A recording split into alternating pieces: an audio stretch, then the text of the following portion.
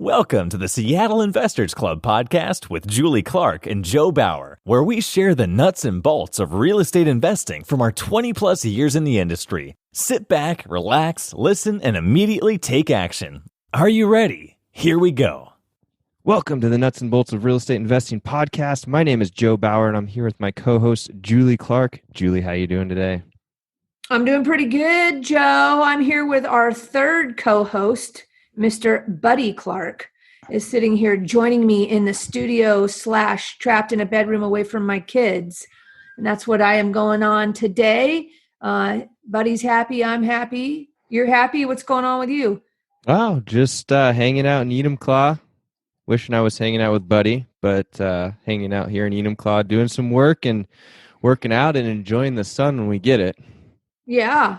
We were just talking that we scooted over and snuck over to Salmon Lasac, where there was essentially nobody for the day on Sunday. It was absolutely gorgeous. In fact, the girls got a sunburn, which is not great, but in hindsight, great to be out in the sun. Yeah. Enjoyed a day on the river with Buddy, and really wasn't anybody around. It's not inside a state park or anything where we go, kind of our little secret swimming hole.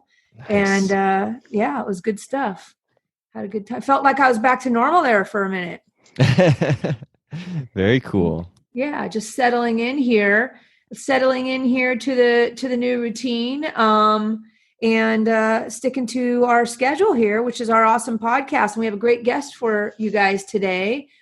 Today we have Scott Smith, who's an attorney from Austin, Texas. And he is the CEO of Royal Legal Solutions, which specializes in real estate asset protection, business, tax, and legal solutions, specifically for real estate investors. And Scott is also a real estate investor himself. So, of course, he understands the risks and the pitfalls and the rewards of our business. And the good news for us is his services are available in all 50 states. So you guys are going to thank me for this one. Let's get to know Scott and Royal Legal Solutions and how we can plug in. How's it going, Scott? Hey, it's great. I'm really excited to be with you guys here today. I've been able to help a lot of people, not with just the real estate here recently, but there's a lot of new thinking that's coming up with, like, how do we go through this COVID stuff, and what does that look like going through the next 6 months to 2 years? So been having a lot of fun talking about that, and I'm an open book today. So any questions you have about anything, I believe firmly in the philosophy of educating everybody as much as I possibly can, sharing all the secrets I can. So nothing's off limits, nothing's too deep, nothing's too much in the weeds. Right on. Well, we are of the same mindset here at the Nuts and Bolts of Real Estate Investing. Just share. So let's do it. Pointing out the COVID stuff. I don't even know what you call it. What's like the politically correct way to say it? I don't know. But, right now emotions are super high, right? People are on edge and, probably ripe for lawsuits percolating under the surface with all these emotions and things like that. So today, Scott's with us, and we're going to talk a little bit about that and what he's seeing out there related maybe to the COVID-19 challenges we're having, as well as maybe doing a deep dive on how to protect your assets. Because as our guest Scott here says, correct me if I'm wrong, but Scott, I think I pulled this off some other podcast you're on. It's not if, it's when you get sued as a real estate investor that you need to be prepared for. And so lucky for us, we have you to help us do that today. Yeah, absolutely. It's not if, but when you're going to get sued, right? So we know there's over a 90% chance that you're going to be sued over a 20-year period being a real estate investor. And those numbers actually increase if you have property in your personal name, because having property in your personal name is the absolute worst way to own anything. And the right time to start putting and getting LLCs put in place and using some of these strategies is when you have your first home, right? Because there's best practices with the way that you build a real estate empire.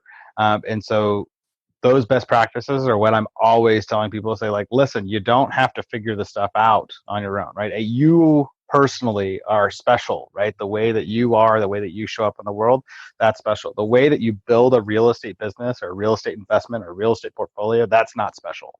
Well, talking about special and unique, I'm going to cut you off for a second. Talking about special and unique, we're going to back it up for a second. We're going we're going to kick it off and let people get to know you a little bit better, and get a little bit of background on, we kind of ask everybody the first question to kick us off so our audience can get to know our guest a little bit better. And I'm going to let Joe kick us off and wind it back a little bit so we can do a little bit of a deep dive, and then we'll jump into the good stuff.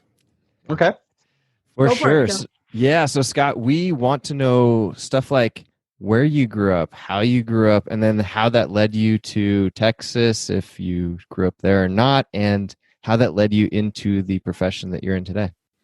Yeah, so I grew up in Houston, Texas, and then I was that kind of guy who I didn't want to go to college. I wasn't interested in any of that. I actually just wanted to become a professional fighter.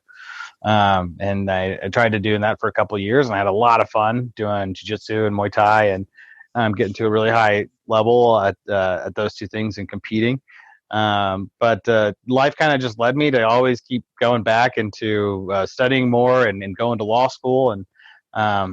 And during law school is when I bought my first piece of rental property. It was actually a transmission and auto repair shop. And that was in upstate New York. And, I ended up flipping that property with a partner after 2 years, and ended up paying for our law school. So we were the only people out of our law school to graduate without any debt. And that's kind of where I figured out the power of real estate. So even while I was practicing as a litigator, suing insurance companies, All right. companies, good for you. doing that. Yeah. And what it meant is that I was always continuing to invest in real estate. And I was actually making more money investing in real estate than I was being an attorney. So I just left the attorney practice to the side and just focused on building real estate. And the problems that I ran into are the same problems that likely, if you're listening to this podcast, you run into, which is, okay, well, what do I do with all the entity structuring, the estate planning?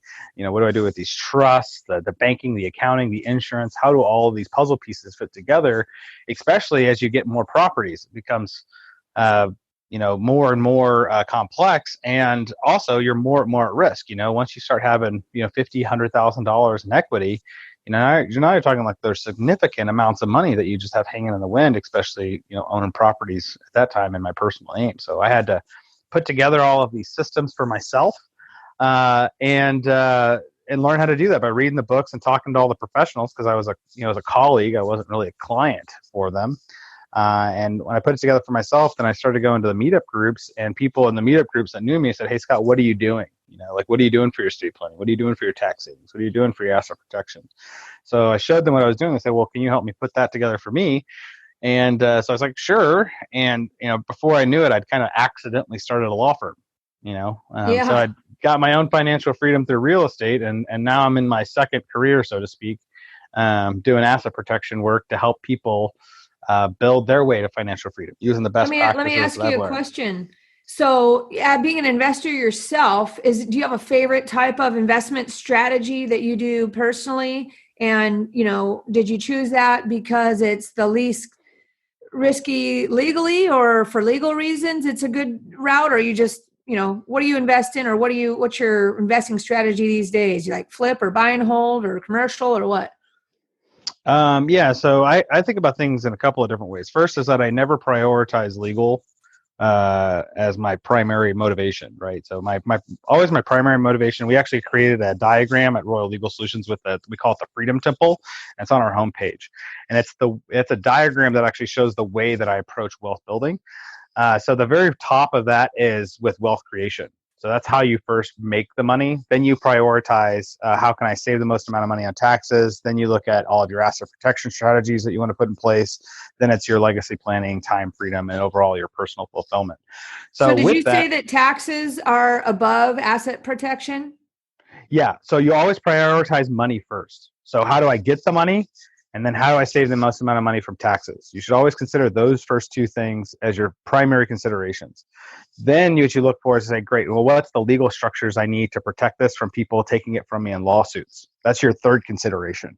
And then you look at the other pieces of the infrastructure you need to build for your life, which is going to be, how do I simplify this for my tax returns and my time management and for my estate planning? How do I actually pass this on to my heirs to make sure that this is going to pass seamlessly to them? Good stuff.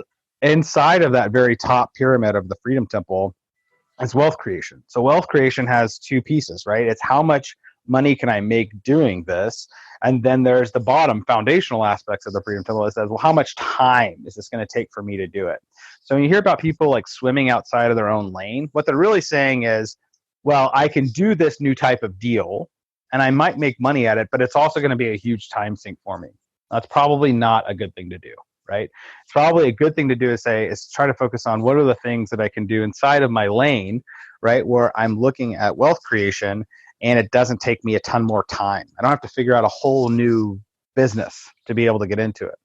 And when you say lane, you're just saying, you mean what you like to do or what you're good at. I mean, it's your investment lane, right? Like what is it that you're actually really good at? Where's your strategic advantage? People that get burned, like we talk about this on my show, the Real Estate Nerds podcast, a lot, which is going through people's best and worst deals, right? What we find time and time again with even super experienced investors and guys that are worth millions and millions and millions of dollars is where do they get burned? It's when they start swimming out of their lane, right? They start trying to make money in some way that's totally different. We call that the Peter principle, don't we? Where you're like really good at something, you're really good at flipping. So you think now all of a sudden you can be a builder. You know? It's stuff like that, right? Not realizing that the challenges are actually really different. And the people that seem to really get burned are the ones that try to do something new and don't partner with somebody else that's financially invested and that's experienced in that investment to help guide you through, right? Like more than just a mentor, right? Mentors seem to be kind of hit or miss. If you can actually get somebody to partner with you in a deal that actually has money in that and that it's experienced in that new lane, you have a really high opportunity for success there. You're almost guaranteed to lose money, at least for your first few deals, when you're going into a new lane and you're trying to do it naked, right? Meaning like you're trying to just do it on your own. You're preaching to the choir. This is the same thing I tell everybody is to partner up with somebody more experienced than you. Decide when you first get into this or, if you're getting started, decide what you bring to the table and go find somebody that has an opposite skill set, that has more experience than you and needs your whatever it is that you can bring to the table, whether that's money or time or maybe you're a real estate broker or a contractor, and go partner with somebody, right? So you don't fail out the gate and you get to learn. I agree. Yeah, 100%. Like it's the cheapest education you can get is not making money, right? Like the more expensive educations you get are ones when you lose money. And I've lost a ton of money. I've lost more money in business than I don't even want to know, like from just not knowing that I didn't know what I was doing with like a new marketing initiative or, something else I've gone or hiring employees are probably the ones that I've had the most expensive lessons on, right? Let me ask you a question. If I came to you, let's say I owned I'm going to jump into some details here with you. If I came to you and I said, hey, Scott, here's my deal. I own 10 rental properties and I flip about 5 properties at a time. I'm not like, a monster player, but I'm cruising pretty good, for my own self. How would you approach me and advise me like to, set up my asset protection show? And is that different for properties that I already own versus as I'm going to purchase new ones going forward, right? How do you hide from stuff you already own when you have to transfer it into something rather than buy it through the right entity in the beginning to begin with? Yeah, so we have a system that I've developed because I end up having to. Well, I didn't have to, but what ended up happening for me in my real estate investing journey through RLS, as my real estate investing actually exploded into all different types of categories that I'd never really worked on before. Like I didn't invest in notes right before I started RLS, but then I started helping a lot of note clients.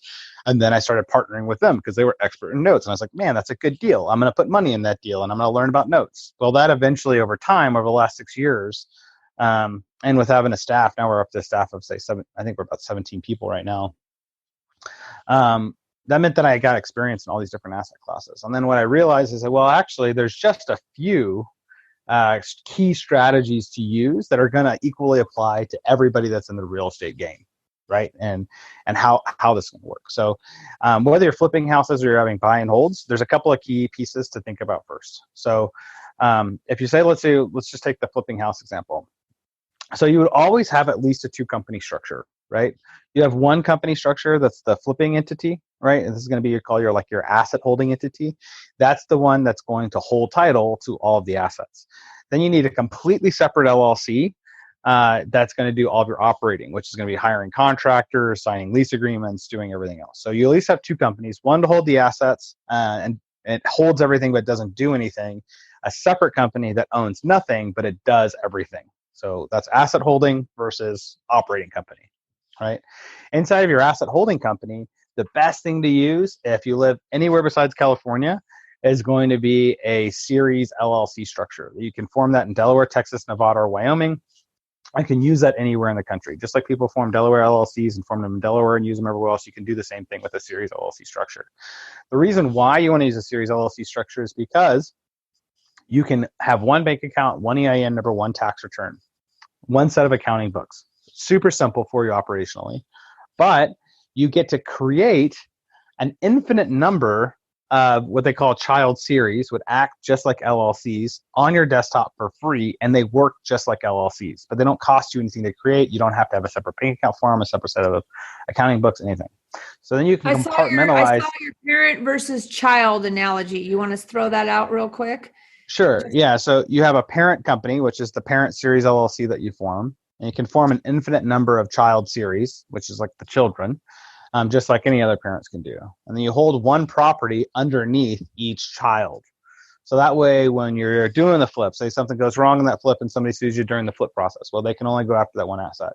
If you sell the asset and somebody comes back at you with some type of breach of contract or fraud piece because they said, hey, something was different in this property, after you sold it, we've successfully defended clients when they've ended up in that situation and got those lawsuits dropped, because there's just not a lot of money to go after, if anything at all, at that point. Why?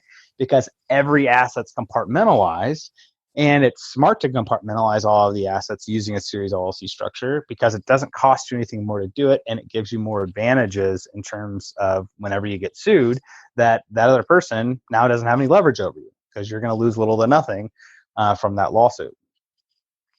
Got it. And is that that series, each child, we'll call it, right? So each flip is a child, right? Is that what we're saying? Yeah, that's right. You have one parent, and then each flip or each buy and hold asset that you would have each one of those goes into an individual child series. So when we're talking about, you said when we kick this off a little bit, that everybody should have at least a basic 2-company structure, which is a flip LLC that holds the title, and then an operating LLC. So is the flip LLC the child, like each one is the child? Is the operating LLC the parent, or is that something different? 2 totally separate things. So Okay. a series LLC is an asset holding company. It can hold any type of assets. You want to hold flips in it? Great. Hold flips in it. Buy and sell flips out of that. You want to hold assets in it long term? Great. Hold assets in it long term. It's still going to be the same parent with the individual child series underneath it, each child series all holding one asset. You want to buy assets in it, you want to sell it, each new asset goes into its own child series. After you sell the asset out of that child series, you never use that child series again because they're free to create. You don't have to file anything to create them. Now there's a completely separate LLC, right? Like that doesn't own anything, doesn't interact with anything that has to do with the asset holding company. That's what we call it, operating LLC. And you push all the liability you can into the operating LLC. It's the one that's going to be hiring contractors, sending emails, because emails are basis of allegations of a fraud, right? So you don't want to send emails out of your personal account because then they can sue you personally and hurt your credit score, right? So you want to push that through an operating company.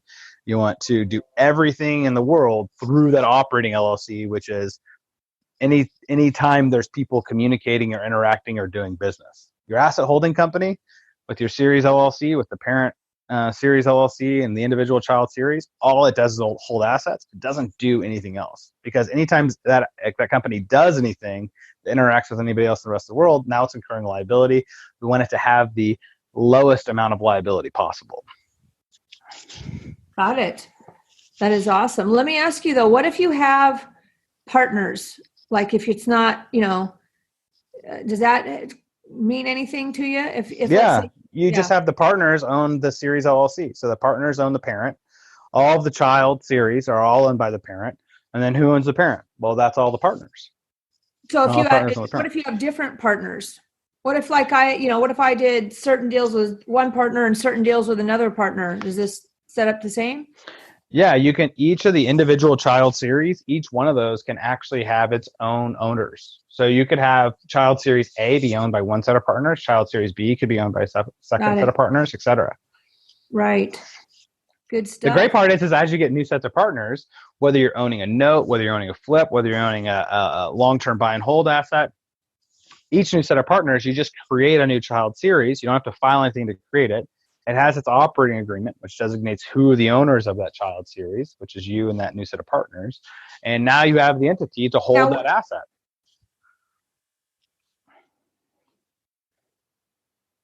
Is there a threshold on the amount of deals you do per year to go into doing this, or, you're going to do this? If you only have one property, then I'd say you only need a traditional LLC then. You don't need a series LLC.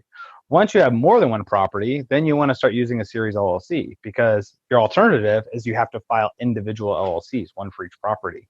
But the series LLC structure becomes infinitely scalable, right? So you can have a one-time setup cost that's going to protect and compartmentalize all the properties you have now, and it doesn't cost you anything more as you scale your business for the next 40 years or however long you think you might be owning real estate. So it's really like a value play, right? If you ever think that you're going to be owning more real estate in the future, or if you have more than one property now. Good stuff. Hey guys, it's Julie here with a quick break from the show to discuss an opportunity some of you may have interest in, which is to work more closely with me. On almost a daily basis, I get calls from investors and brokers, both new and experienced, asking me for guidance or advice. I love helping you guys out, and it keeps me on my toes too. So with that said, I wanted to let you know that I have a private broker coaching community called the VIP Education Community. And the best part is that it's 100% free. That's right, it's free to join. So whether you're a traditional broker or a broker investor, my VIP education community offers personalized one-on-one coaching from not just me, but also from my experienced broker friends with expertise in all disciplines of real estate and real estate investing. We'll teach and share our modern marketing strategies, our tech and lead generation resources, plus teach you how to identify or offer up opportunities for yourself or for your clients using techniques such as seller financing, lease options, land entitlement deals, BRRRR investing, flipping, multifamily or commercial coaching, whatever you like. We've got it all covered for you. The future of real estate is changing fast, and to stay in the game, it's time to learn about all the options you can offer your buyer and seller clients, as well as, if you want, learn how to use those skills to grow your own real estate portfolio. If you'd like more details about joining my VIP education community, reach out to me at julie@seattleinvestorsclub.com or text me at 206-910-2985 or just send me a Facebook message. My new favorite phrase is community equals confidence. So let's navigate the future of real estate together. Now, back to the show. So that means that, what you're saying, I think I saw this on one of your other podcasts, is you're saying you're separate, or maybe you said something about look at all your assets and separate the ones that can have any liability attached to that. What does it mean when you say that? Yeah, so you want to look at all of your assets and look at each asset. The most that you can do in terms of protection for each asset is going to be compartmentalizing it with the use of the child series structure. Then you can anonymize the ownership of the asset in your company by use of land trusts, other trusts. That's also how you avoid due on sale clause issues with mortgages and any other type of issues that you run into with transferring assets around. So now that the asset's owned anonymously and it's compartmentalized, it looks like if anybody tries to sue you, that looks like you qualify for food stamps, right? Because it looks like you don't own anything, right? So people that look like they qualify for food stamps, ironically enough, don't get sued by those frivolous litigation attorneys that are out there that are trying to get a quick paycheck, right? By suing the unprotected, especially now as the economy gets worse. Frivolous lawsuits actually will be on the rise because people don't have enough, so they'll try to take from you, especially if you own properties in your personal name. So you need to look like you don't own anything, so that way you don't get sued there, right? Now, if you need to qualify for a mortgage or something, you just produce the documentation to the bank, and the bank qualifies you off of that. But the important piece is that it's not public, right? It's not publicly searchable, because that's what the attorneys have access to, is what's publicly searchable when they're trying to make the business decision on whether to sue you. So are you saying, let's say I own something in my personal name and I'm going to transfer it in or start one of these series LLCs or something like that, or having another kid, so to speak.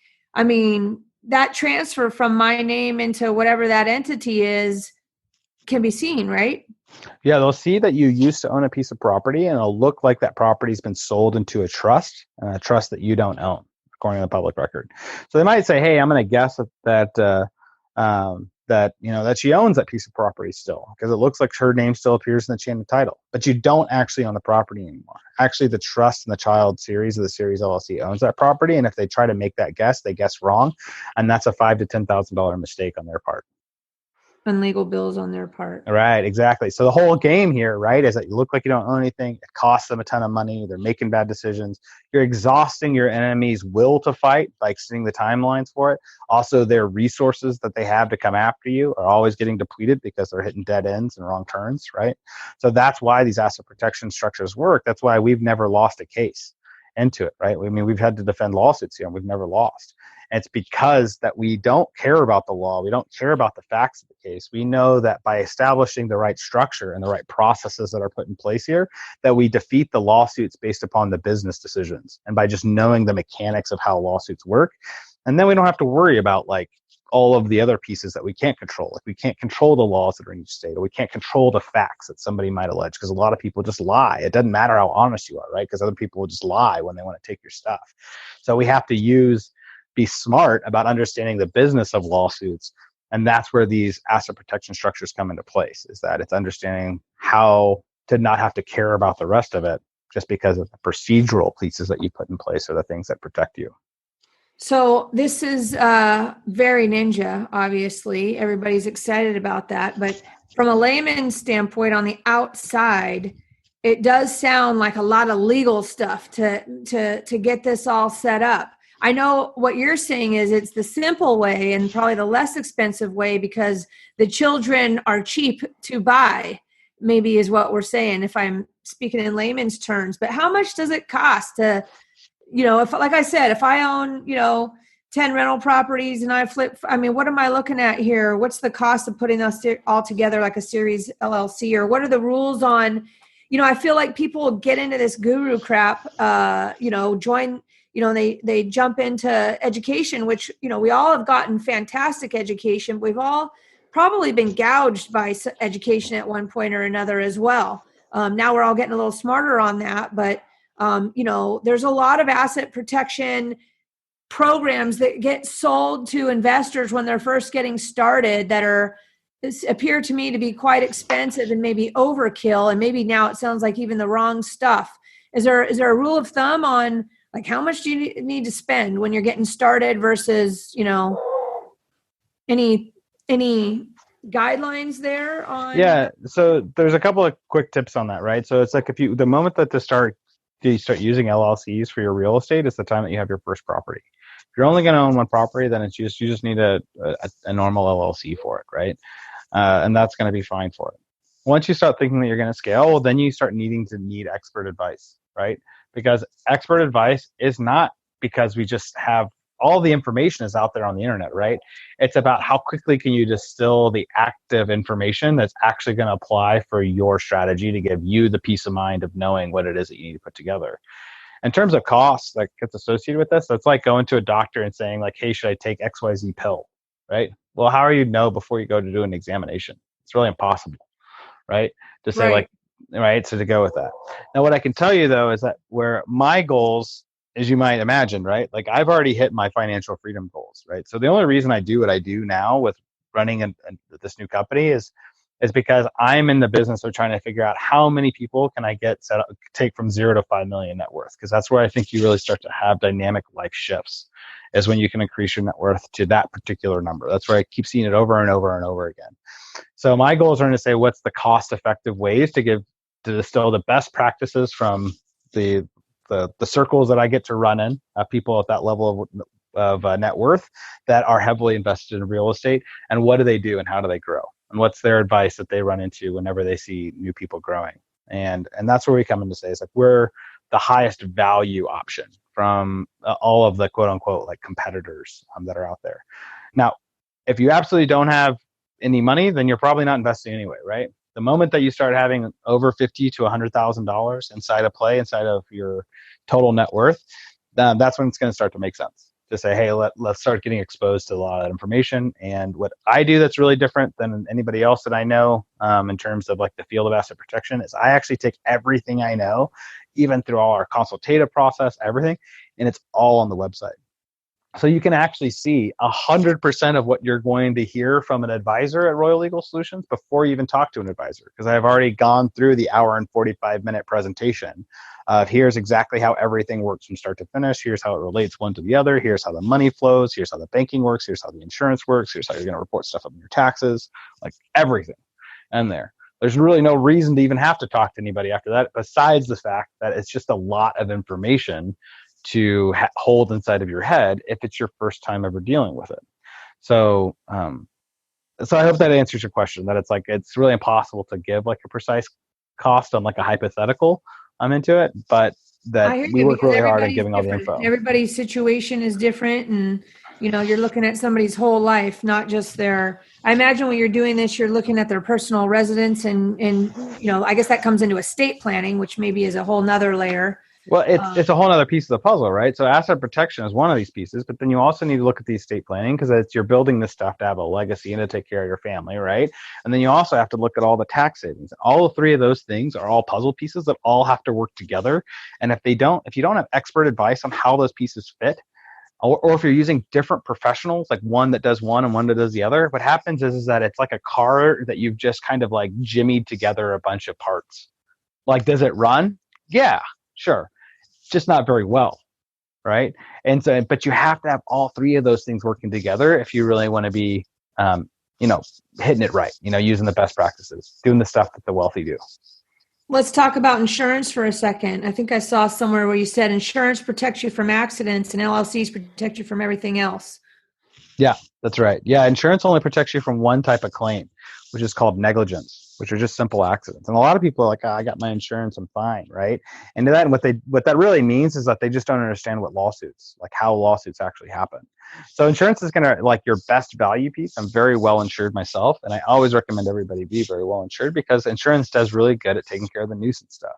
It's completely ineffective at actually protecting your net worth, right? Your life savings, so to speak, because insurance companies actually don't care about you. They care about fulfilling a contractual obligation. Their business is actually built on the premise of collecting premiums and denying coverage, right? So to get protected up to 80% protected, cool. Yeah, get insurance, right? Insurance is going to protect you against most things most of the time.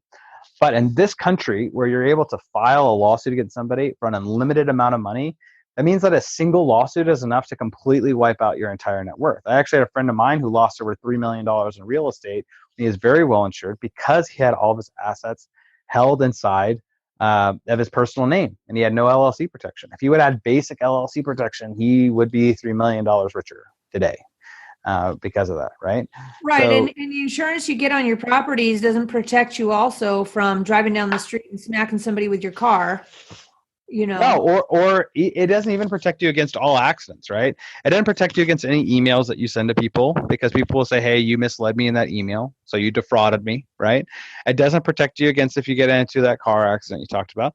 It doesn't even protect you if it's a really bad accident on your property. So if it's a really bad accident, what happens is the insurance company says, well, that's actually gross negligence, not basic negligence.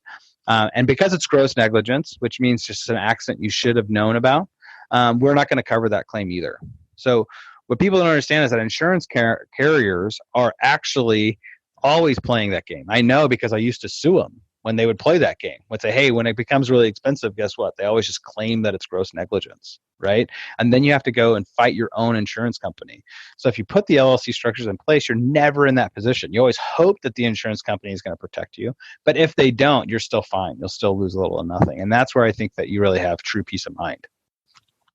Right on. Right on. I'm going to shift and ask you a question. What do you personally read every day? What do you read? What do you listen to every day yourself? I don't have I have a bookshelf, and I usually will grab something of whatever I'm interested in that day to go read off of. And usually in the beginning of my day, I'm starting off with something that's going to be like in the business kind of mindset. It could be like lean analytics. It could be, it could be a lot of different things, right, that I would have on there. And at the end of my day is usually when we're reading something more contemplative, and then doing some journaling. That's usually how I run my day. Nice stuff, man. I'll tell you what, this is like information overload right here. I can't wait to go read your website and everything that's on there. You guys should all jump on there and check it out. Geez, let me see. Is there anything else you want to add to us today? I feel like I've gotten a water hose here of information. I'm actually can't even keep up. That's not my style. Usually I'm ahead. You're ahead of me today. Yeah. Well, I get that feedback a lot, and I think it's because I talk quickly from going to law school up in New York, trained me to speak 10 times faster than my normal Texas rate of speech. But also the thing is like I really want to convey as much information as possible to show people it's like, wow, there's actually a world of information beyond the basics that you're going to find on the internet or talking to your CPA or local counsel. But the high levels of like niche expertise is readily available, and it's very powerful to know about. And we actually have it all on our website. If you go to the royallegalsolutions.com and you click the banner at the top to take a quiz, get a price, whatever it says on there now. But it's always at the banner at the top. What that does is take you to the next page where it gives you a quiz. That's like a simple thing to fill out to give us, what's the basic information about you that we need to have a meaningful conversation. And also that's where it has that hour and 45-minute video that I did in a single take. I mean, it's really everything I know, especially for single family investors or of any sort, no buyers and flippers as well. And then it goes through the diagrams and case studies and testimonial videos. So you can really get like who we are, who the type of people help, what is all the content that we have, the most valuable pieces. And it really within like a couple hours, you can get what you would, it would take you multiple weekends and seminars if you were going to a seminar, and you can pull it all in a couple of hours. And it's all directly from me. And we monitor all that with a live chat. With like our actual staff members have a live chat that runs through that same page. So you can even ask questions about it while you're going through and have somebody answer your questions for you totally for free. So I've really tried to be like, hey, this is the new way. You should be getting information about law, tax, strategy, all of that as pages that are like this. And that's what we're working on. Good stuff, man. Wow. That was high volume information. I feel like we need to do round 2. That's for sure. Joe, what are you doing over there? You typing fast today? Oh my gosh, my fingers are aching. Taking notes over here. I always think of, like LLC protection and all this stuff as like a series of doors that are shut, and people just get tired of opening the doors or stepping up on a curb to get at you. But, what you're saying is that the whole, I haven't heard anybody say it this way before, where you're talking about separating the ownership from the operations, right? It's a very simple way to think about it, right? Have you ever been sued as an investor yourself? I've had people that have had disputes. Nobody's actually ever sued me and filed the lawsuit with it in my investing career. I've always been really aggressive on my protection to ensure that I never really have a problem, right? As you can imagine, right? I mean, if anybody tries to come and step at me, like they're stepping into a world of pain from the very, very beginning, right? To it, right? So, I mean, that's part of one of the reasons why I think a lot of our clients like us is because I have a litigation background. All of our clients, if they're ever sued, I represent them as their first line of defense while we're finding local counsel or the other pieces of the puzzle that are going to be there. So that way they're never just in the wind from a lawsuit, because lawsuits are horrible, right? I mean, like it's one of the most expensive things that can happen to you financially, but also it sucks away all of your time. If you're ever sued. And there's so many there's rules on time too, right? If you don't respond certain time, maybe you're going to get damaged more. And so, yeah, you got to have somebody on your team ready to step in at a moment's notice to keep the can kicked down the road a bit till you get your squad set up. That's, absolutely having somebody, and, you make a point where, hiring an attorney that is a general attorney and has, a bunch of different disciplines they work on versus hiring somebody that understands real estate investing in particular. We found that with some of the accountants and CPAs, obviously, right? Just hands down, absolutely different conversations when they actually know what's going on in the real estate investing world versus just your regular CPA who's just, pushing papers around the desk, right? So, 100%. I only hire professionals that make money the same way I make money, or have made money the same way I make money. That it's like the difference is just night and day. Even somebody who's like a proclaimed expert in the field, if they haven't actually done it, and actually made money doing it, they still don't know all of the finer details, right, of what it's going to be. And so that's what I recommend for everybody. It doesn't have to be Royal Legal. Go use whoever you want to use, but just make sure that there's somebody that's made money the same way you're making money. Just like when you find that new person to invest with, you're going to go into that new lane of investments, right, with somebody else who's already made money doing those investments, right? Because you want them to know that's not just that they've read all the books about it, but they've actually done it. There's a world of difference in that. Is there a common denominator that you see your clients get sued over? Is it usually like general contractor disputes, or what does that seem to be the common denominator or the bigger? You get all different kinds of stuff, right? So lawsuits actually come in the most unexpected ways, right? It's really almost impossible to predict all the different ways that you could get sued, right?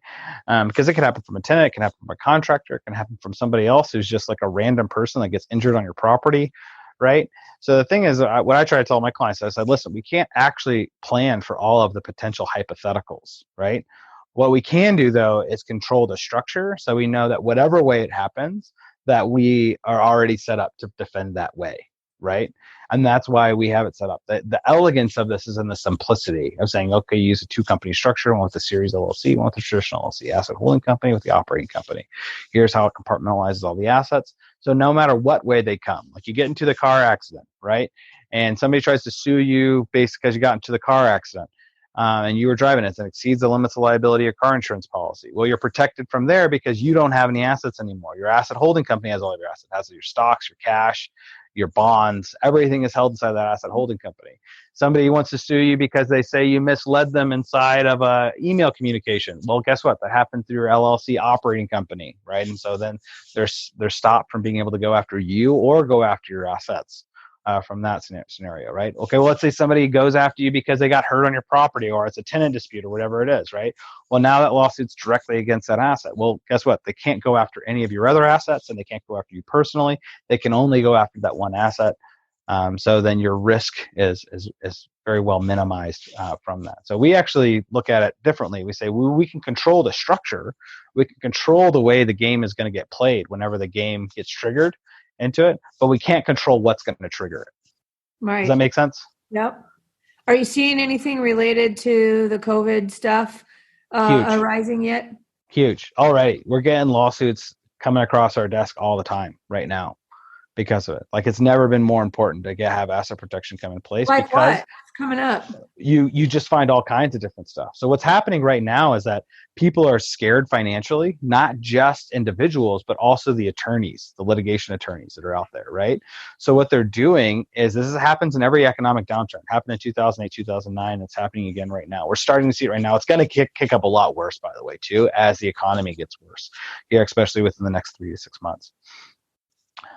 Is that people start to get scared. They don't have enough. So what they do is that they start to file more lawsuits to extort money out of people, because that's what frivolous lawsuits are always about, right? And it's not, these are just desperate people. It's desperate attorneys and desperate people that are out there looking for people that are unprotected that they can file a lawsuit against to be able to pay their staff and pay for their families' food, right? I mean, just basic stuff. So it's not really anything that's new and different. Right?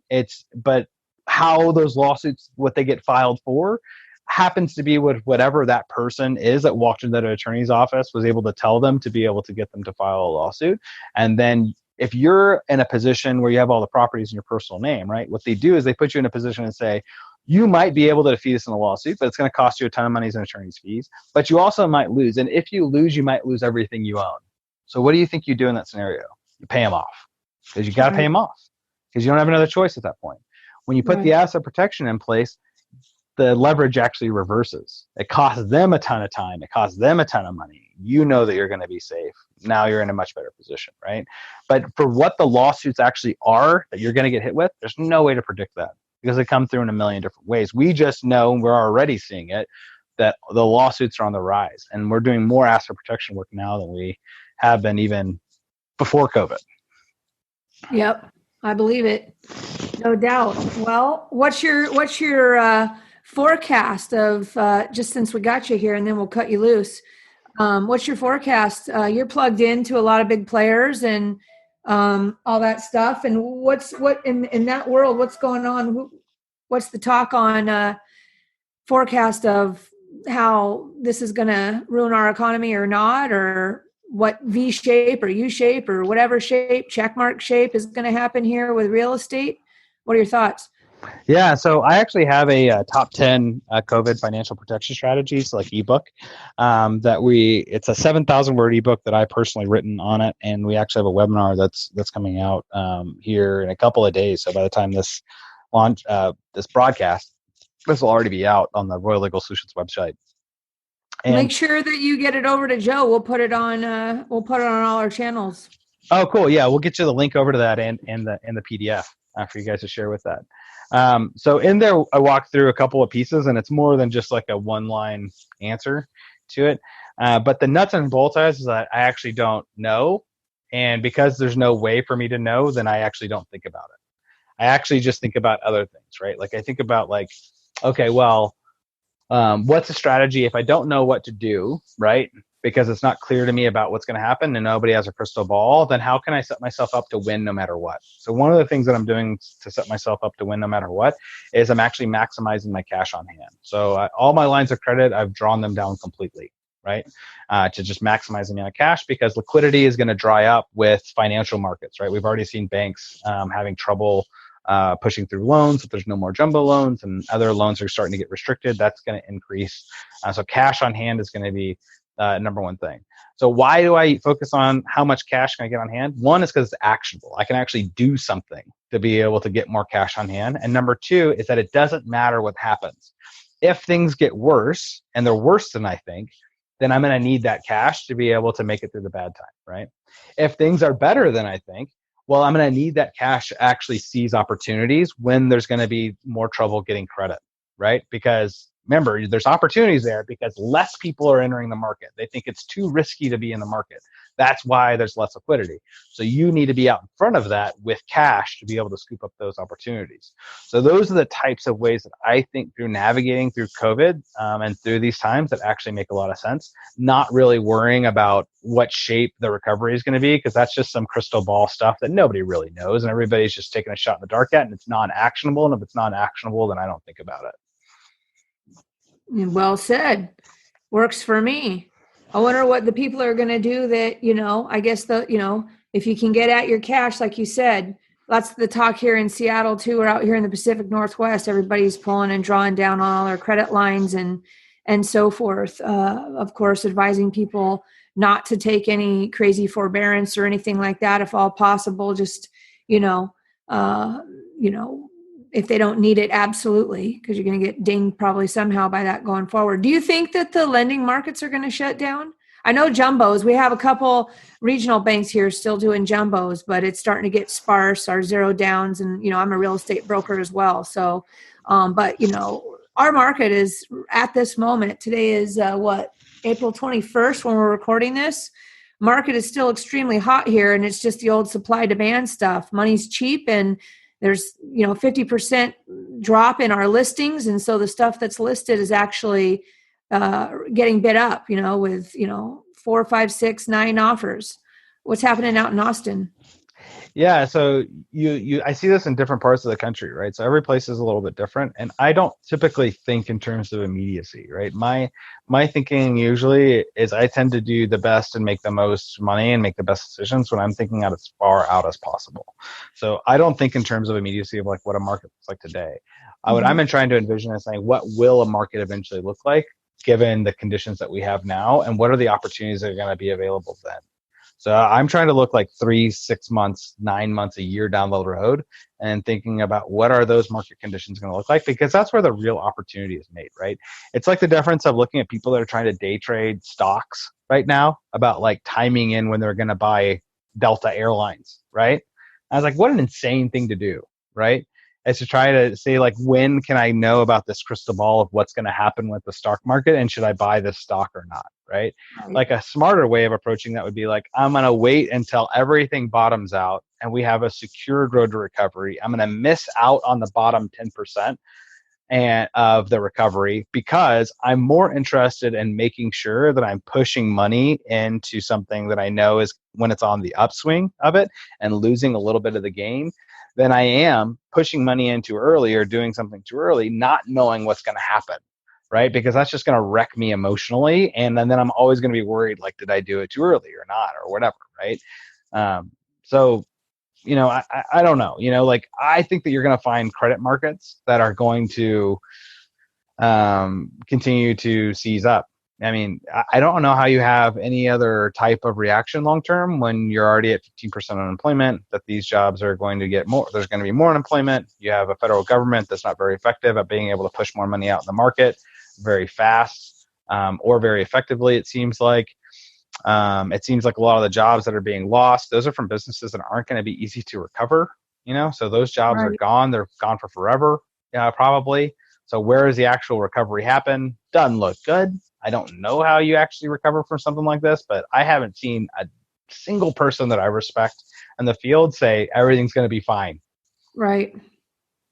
Yeah. I mean, especially like I think of all the commercial and mixed use buildings, right?